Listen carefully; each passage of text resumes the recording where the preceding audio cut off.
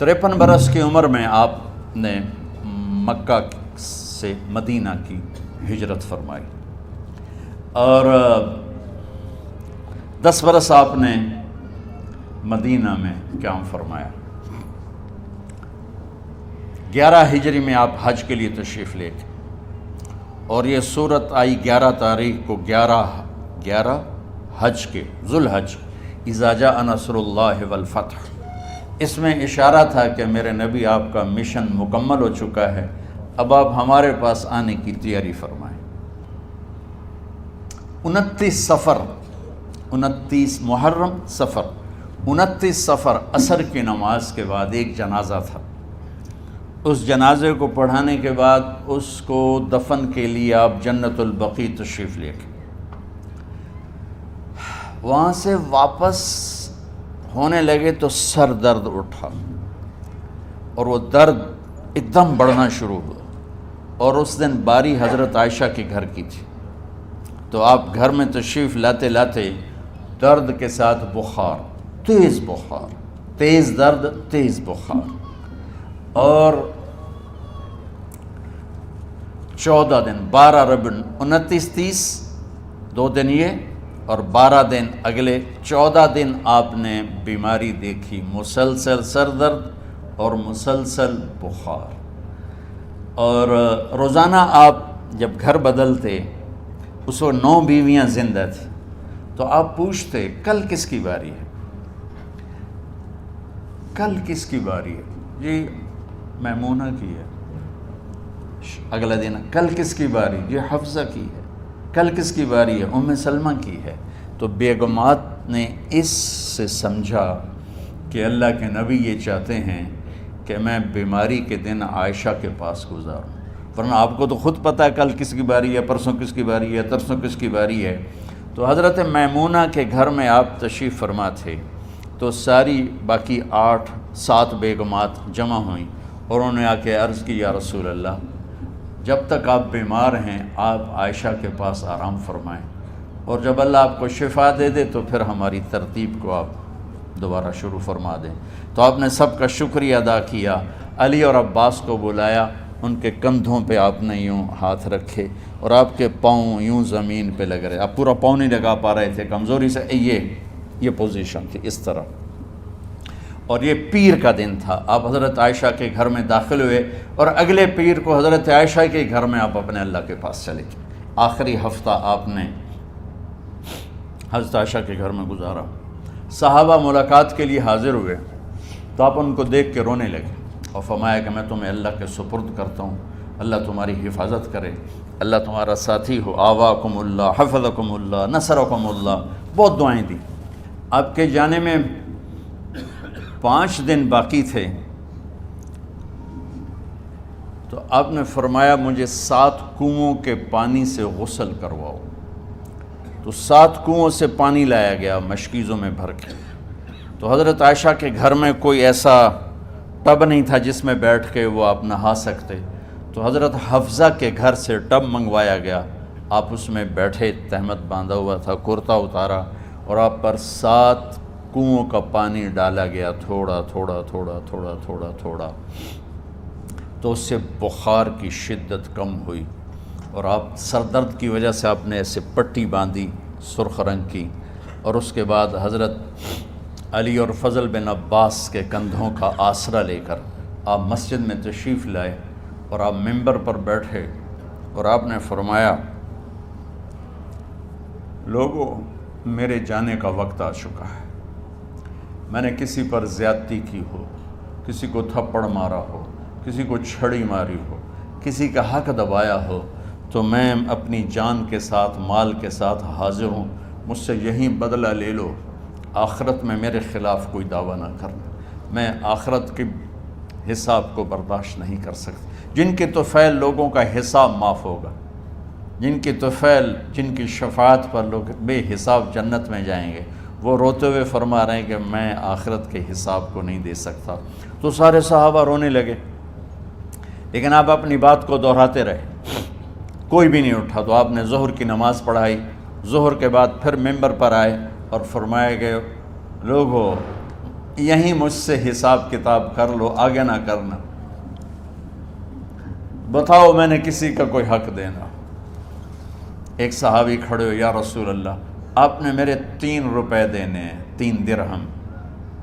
تو آپ نے فرمایا دینے ہوں گے ضرور، پر مجھے یاد نہیں، بتاؤ گے کس طرح دینے ہیں؟ کہ یا رسول اللہ آپ کے پاس سائل آیا تھا، آپ سے مانگا، آپ کے پاس تھے نہیں، تو آپ نے مجھ سے کہا تیرے پاس کچھ ہیں؟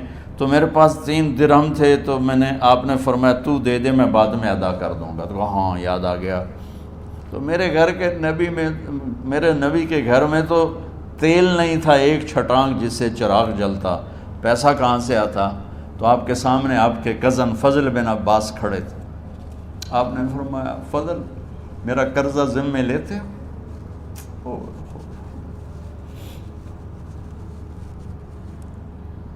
جن کے لیے کائنات سجائی گئی، جنت کی چابیاں جن کو پکڑائی گئیں، جاتے ہوئے 3 روپے دینے کی ہمت نہیں تھی۔ کہا فضل میرا قرضہ ذمے لیتے ہو؟ کہا جی یا رسول میں اپنے ذمے لیتا ہوں۔ کہا اس سے لے لینا۔ آپ گھر تشریف لے گئے، نماز کے لیے آتے تھے، پڑھاتے تھے۔ جمعرات کو عشاء کی نماز پڑھانے کے لیے اٹھ نہیں سکے، گر گئے، پھر اٹھنے لگے، اٹھ نہیں سکے، گر گئے، پھر اٹھنے لگے، اٹھ نہیں سکے۔ تو آپ نے فرمایا ابو بکر سے کہو نماز پڑھائے، عشاء کی نماز۔ ابو بکر ذرا پیچھے کھڑے تھے، عمر آگے کھڑے تھے۔ تو لوگوں نے کہا نماز ہی پڑھاونی ہے، کوئی پڑھا دے وے۔ تو انہوں نے حضرت عمر کو آگے کیا، انہوں نے کہا اللہ اکبر۔ جب حضرت عمر کی تکبیر سنی تو آپ نے اندر سے زور سے فرمایا عمر کو پیچھے کرو، ابو بکر کو آگے کرو، میرے رب کا فرمان ہے میرے مصلی پر ابو بکر کے سوا اور کوئی کھڑا نہیں ہو سکتا۔ جمعرات کی عشاء، جمعہ ہفتہ اتوار کی 15 نمازیں، اور پیر کی فجر کی 16 اور جمعرات والی 17 نمازیں ابو بکر نے پڑھائیں میرے نبی کی موجودگی میں۔ ہفتے کے دن ظہر یا عصر میں آپ علی و فضل بن عباس کے کندھوں پر ہاتھ رکھ کے مسجد میں داخل ہوئے اور ابو بکر نماز پڑھا رہے تھے۔ ادھر محسوس ہوا کہ اللہ کے نبی آ رہے ہیں، تو ابو بکر نے یوں پیچھے ہٹنا شروع کیا ایسے تاکہ مصلی سے ہٹ جائیں۔ تو آپ نے ایسے ہاتھ کا اشارہ فرمایا کہ کھڑے رہو، ہٹو نہیں، کھڑے رہو۔ تو وہ پھر آگے مصلی پر آ گئے۔ تو آپ تشریف لائے اور الٹے ہاتھ ابو بکر کے ساتھ بیٹھ کر آپ نے ظہر یا عصر کی 4 رکعت نماز ابو بکر کی امامت میں ادا فرمائی۔ یہ آپ کی آخری نماز تھی مسجد کے اندر امت کے ساتھ، اور تشریف لے کے جمعہ کا دن تھا۔ جبریل آئے، یا رسول اللہ مجھے اللہ نے بھیجا ہے کہ جاؤ میرے محبوب کا حال پوچھ کے آؤ۔ اللہ اکبر۔ تو اب درد اور بخار دونوں چیزیں تھیں، سر کا درد بھی ہیوی ویٹ تھا اور بخار بھی، تپش۔ تو آپ نے کہا جبریل تکلیف ہے، تکلیف میں۔ ہفتے کا دن پھر جبریل آئے، یا رسول اللہ مجھے اللہ نے بھیجا ہے کہ جاؤ میرے محبوب کا حال پوچھ کے آؤ۔ پھر آپ نے فرمایا تکلیف میں۔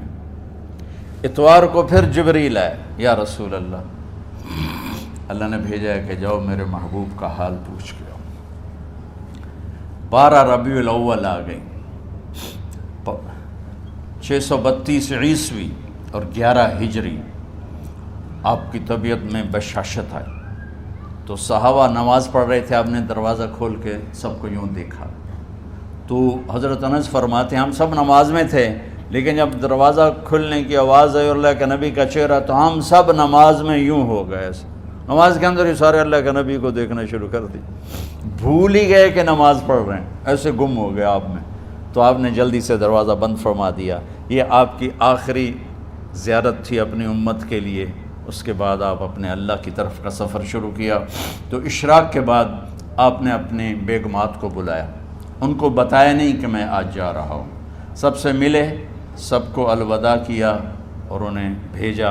اس کے بعد آپ نے حضرت فاطمہ کو بلایا، جنت کی عورتوں کی سردار، سب سے زیادہ محبوب بیٹی، سب سے زیادہ جگر کا ٹکڑا، دل کا ٹکڑا کا، جس نے فاطمہ کو دکھ دیا مجھے دکھ دیا، جس نے اسے سکھ دیا مجھے سکھ دیا۔ ہاں، ان کو قریب کا، بیٹی قریب ہو، تو ان کے کان میں کہا میں جا رہا۔ وہ رونے لگی، تو ہم نے کہا رو نہیں، چند دنوں کے بعد تیری میری ملاقات ہو جائے گی سب سے پہلے۔ تو 6 ماہ بعد حضرت فاطمہ کا بھی 24 سال کی عمر میں یا 25 سال کی عمر میں انتقال ہو گیا۔ ان کو رخصت فرمایا، پھر آپ نے داماد مولا علی کو بلایا، ان کا سر اپنی گود میں رکھا اور ان کے سر پہ اور کمر پہ ہاتھ پھیرتے رہے اور ان کو دعائیں دیتے رہے۔ آہستہ آہستہ تھی، آواز اونچی نہیں تھی، پست آواز تھی، اور یوں سر پہ کمر پہ، سر پہ کمر پہ، اور دعائیں دے رہے ہیں۔ ان کو رخصت فرمایا، آخر میں اپنے جگر کے ٹکڑے حسن اور حسین کو بلایا، جو ہی سینے سے لگایا آنسو شروع ہو گئے۔ بیویوں کو رخصت کیا، خاموش، بیٹی کو رخصت کیا، خاموش، داماد کو رخصت کیا، خاموش، جو ہی بچوں کو سینے سے لگایا تو آپ کے آنسو نکلنا شروع ہوئے کہ ایک زہر میں تڑپ تڑپ کے مرے، ایک کا سر کٹ کے نیزے پہ چڑھا۔ میرے نبی آگے آنے والے زمانے میں دیکھ رہے تھے کہ میرے بچوں کے ساتھ کیا ہونے والا ہے، اس پر آپ بے قرار ہو کر روئے، بولے کچھ نہیں، ان کو بھی رخصت فرما دی۔ جب وہ چلے گئے تو جبریل آ گئے، یا رسول اللہ، باہر ملک الموت دروازے پر کھڑا ہے، اندر آنے کی اجازت چاہتا۔ تو آپ نے فرمایا آ جائے، میں نے کب روکا؟ تو ملک الموت اندر آیا، ایک فرشتہ اور بھی تھا، کہا السلام علیکہ یا رسول اللہ، یا رسول اللہ میں آپ کو سلام پیش کرتا ہوں، میں نے کبھی کسی کو سلام نہیں کیا۔ آپ کے رب نے فرمایا جب جاؤ تو اجازت لے کے جانا، بن اجازت اندر نہ جانا، میں کبھی کسی سے اجازت نہیں لیتا۔ اللہ تعالیٰ نے فرمایا آنا چاہیں تو لے آنا، رہنا چاہیں تو چھوڑ کے آ جانا، یہ اختیار اللہ نے کبھی کسی کو نہیں دیا، آپ پہلی اور آخری ہستی۔ تو آپ نے فرمایا اگر میں اجازت دے دوں تو میری جان نکالو گے؟ کہا جی میں تو اللہ کے امر کا پابند۔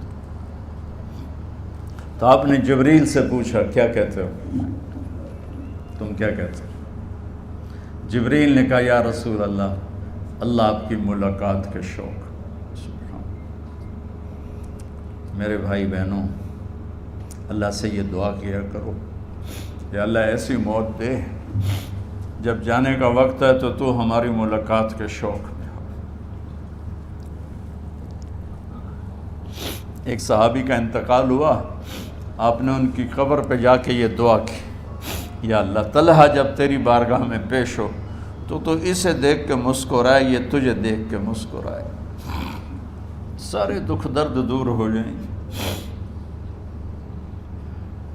تو جبریل بولے یا رسول اللہ، اللہ آپ کی ملاقات کے شوق میں۔ آپ نے فرمایا جاؤ اللہ سے پوچھ کے آؤ میرے بعد میری امت کے ساتھ کیا کرے گا، جاؤ پوچھ کے آؤ حسن حسین کے ساتھ کیا کرے گا۔ یہ پوچھنا، ہر کوئی اپنے بچوں کو یاد کرتا، مرنے والے بچوں کو یاد کر، بچے میلاد۔ میرے والد اچانک ہارٹ اٹیک میں فوت ہو گئے تو ہماری بہنیں موجود نہیں تھیں، میری 2 بہنیں، تو میرے والد بار بار کہتے میری دھیاں مینوں ملا دیو، میری دھیاں مینوں ملا دیو۔ اور میرے نبی نے کہا میری امت کا مجھے بتاؤ پہلے کیا کرو گے؟ حسن حسین کا نہیں کہا، جن کو ذبح ہوتے بھی دیکھا، زہر میں تڑپتے بھی دیکھا۔ واہ یا رسول اللہ، آپ نے کیا وفا کی اور ہم نے کیا صلہ دی، سارے خنجر انہی کے سینے میں ہی اتار دیے، ہر تیر کھینچ کے آپ کے جگر کے پار کیا، ہر نافرمانی کا ٹھیکہ لے لیا۔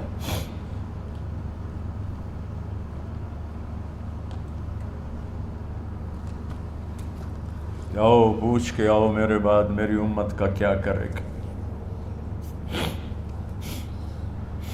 تو جبریل جا کر پیغام لائے کہ اللہ تعالیٰ فرما رہے ہیں ہم آپ کی امت کو تنہا نہیں چھوڑیں گے. میرے رب کی عزت کی قسم خواتین و حضرات، میرے رب کی عزت کی قسم، میرے نبی یہ بات نہ اٹھاتے تو کوئی ہم میں خنزیر بنتا، کوئی بندر ہو جاتا، کوئی کتا ہو جاتا، کوئی سانپ بچھو بن جاتا.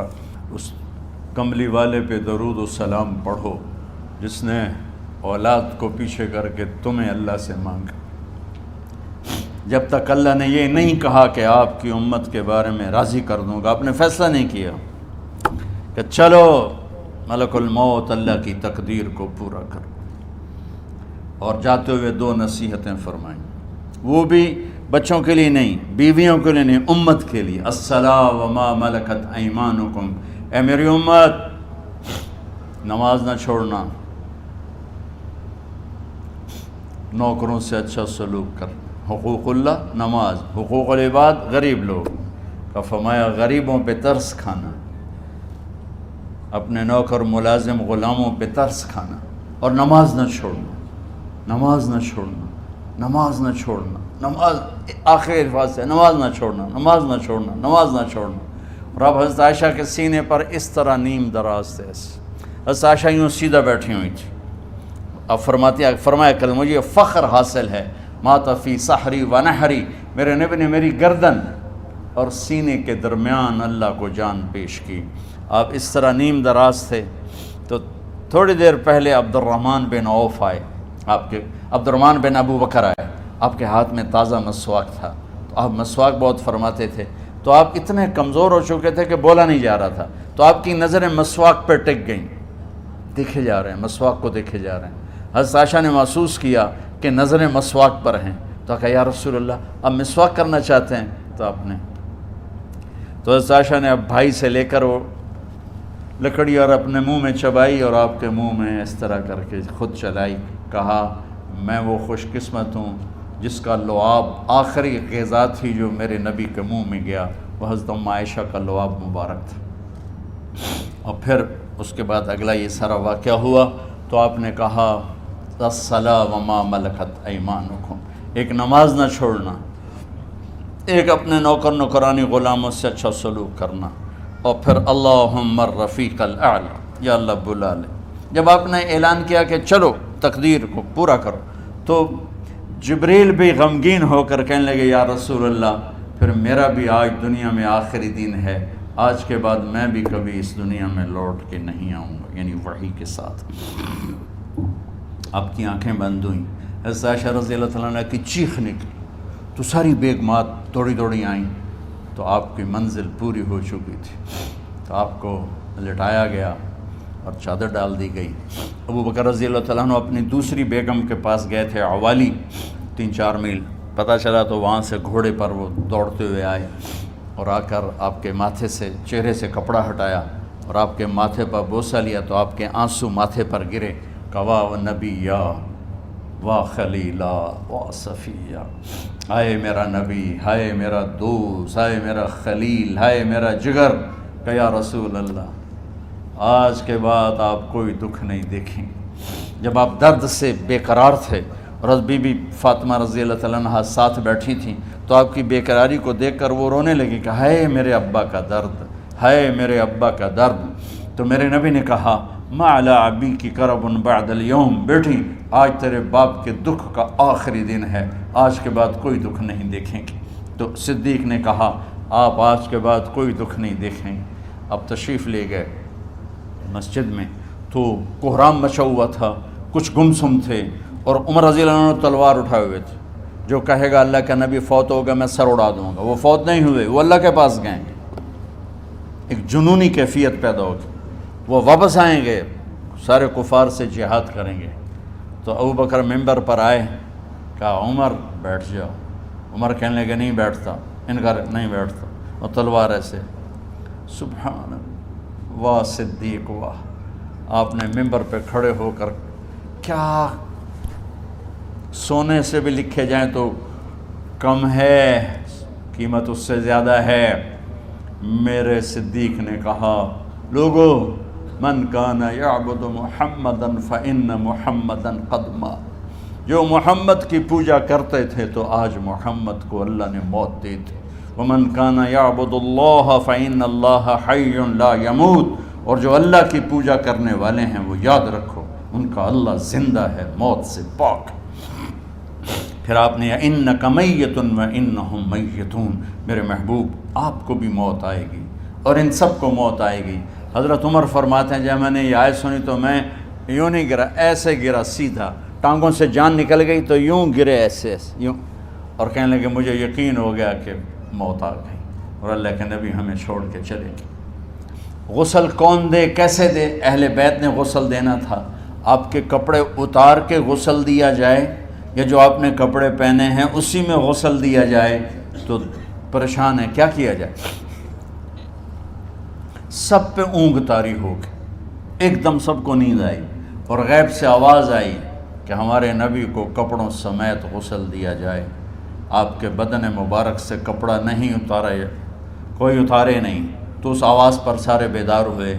تو حضرت عباس، فضل بن عباس، شقران آپ کے غلام، اور اسامہ بن زید اور علی بن ابی طالب آپ کو غسل دینے والے تھے۔ حضرت علی آپ پر پانی ڈال رہے تھے اور فضل بن عباس جسم کو مل رہے تھے، اور حضرت علی ساتھ ساتھ روتے ہوئے یا رسول اللہ آپ نے ہی ہمیں صبر کا حکم دیا، اگر آپ ہمیں صبر کا نہ کہتے تو آج ہم دنیا کو رو کے دکھاتے، اور آج ہم دنیا کو اپنا غم دکھاتے کہ کس طرح غم کیا جاتا ہے۔ اور یا رسول اللہ آپ کے جانے پر وہ نقصان ہے جو قیامت تک نہ پہلے ہوا نہ بعد میں ہوگا کہ آپ کے بعد نبوت کا دروازہ بند ہو گیا۔ اس طرح پانی بھی ڈال رہے تھے اور روتے بھی جا رہے تھے، اور فضل بن عباس وہ آپ کے پہلو بدل کر ہاتھ مل رہے تھے، ہاتھوں سے مل رہے تھے۔ قبر کے کھودنے کا وقت آیا تو وہ لحد ہوتی ہے، کھڈا کھود کے پھر سائیڈ میں کھڈا کھودا جاتا ہے، اور ایک ہوتا ہے اسٹریٹ جیسے ہمارے ہاں ڈال کے اوپر وہ سلیب ڈال دیتے ہیں، تو کیسے بنائی جائے؟ تو ابو طلحہ رضی اللہ تعالیٰ عنہ قبر بناتے تھے وہ والی لحد والی، تو فرمایا جو پہلے آ جائے گا نا وہی قبر تیار کر لے۔ تو ابو طلحہ پہلے آ گئے تو لحد والی قبر تیار کی گئی، اور آپ کے کفن دینے کے بعد وہی وہ سب چلے گئے۔ اس کے بعد باری باری اہل بیت، ان کی خواتین، ان کے بچے، پھر مہاجرین، ان کے خواتین، ان کے بچے، ان کے نوکر، پھر انصار، ان کی خواتین، ان کے بچے، ان کے نوکر۔ تو پیر اور منگل یہ 2 دن سارے گزر گئے، اور منگل کو عشاء کے بعد جا کر یعنی بدھ کی رات آپ کی تدفین کا وقت آیا۔ تو جب آپ کو قبر میں اتار دیا گیا تو مغیرہ بن شعبہ رضی اللہ عنہ کھڑے تھے، انہوں نے اپنی انگوٹھی اتار کے اندر پھینک دی لحد۔ تو پھر کہنے لگے علی یہ میری انگوٹھی نیچے گر گئی ہے، اٹھا لوں۔ ایک بہانہ کیا نبی کو بوسہ لینے کا، انگوٹھی پھینک کر فرمانے لگے علی وہ میری انگوٹھی گر گئی ہے، اٹھا لوں۔ سب دیکھ رہے تھے کہ پڑی ہو کہاں، اٹھا لو۔ تو انگوٹھی کیا اٹھانی تھی، نیچے جا کر اللہ کے نبی کو لپٹ کے اور دھاڑ دھاڑ رونا شروع کیا، سب صحابہ کی چیخیں نکال دی۔ انگوٹھی تو ایک بہانہ ہی تھا، آخری شخص جس کا جسم نبی کے جسم سے ٹچ ہوا وہ مغیرہ بن شعبہ ہیں۔ تو پھر سب نے شور مچایا کہ باہر نکالو، باہر نکالو، باہر نکلو، باہر نکلے۔ تو اینٹیں لگائی گئیں، پھر مٹی ڈالی گئی۔ تو جب واپسی ہوئی تو حضرت انس گزرے تو حضرت فاطمہ کھڑی تھیں، طابت نفوسکم ان حسیتم علی رسول اللہ التراب۔ انس کس جگر کے ساتھ تم نے نبی کو مٹی میں چھپا دیا، کس جگر کے ساتھ تم نے نبی کو مٹی میں چھپا دیا۔ اللہ سے ملا دے۔ قبر دیکھنے کو خوفناک ہے، اگر اللہ راضی ہے، جب کبھی قبر سے ڈر لگتا ہے، بہت ہی لگتا ہے، تو خیال آتا ہے اگر اللہ راضی ہے پھر تو مسئلہ ہی کوئی نہیں ہے، چونکہ اللہ نے اپنے محبوب کو بھی قبر میں اتارا۔ یہ نہیں کہا کہ ایک خوبصورت بیڈ روم بنا کے اس میں لٹا دو، کہا قبر میں اتارو۔ اگر اللہ راضی ہے تو مرنے والی ہو یا مرنے والا ہو تو مزے ہی مزے ہیں۔ یہ سارے دعا کرو کہ جب ہم دنیا سے جا رہے ہوں اللہ ہم پہ خوش ہو، اللہ ہم سے راضی ہو۔